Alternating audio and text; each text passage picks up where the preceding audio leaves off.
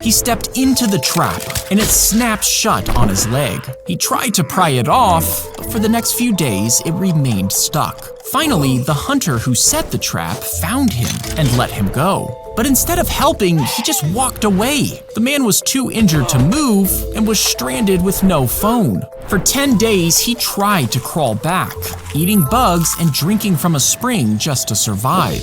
2 weeks later, a fisherman finally heard his cries, and even though he had lost 30 pounds and had a rotting foot, he did survive.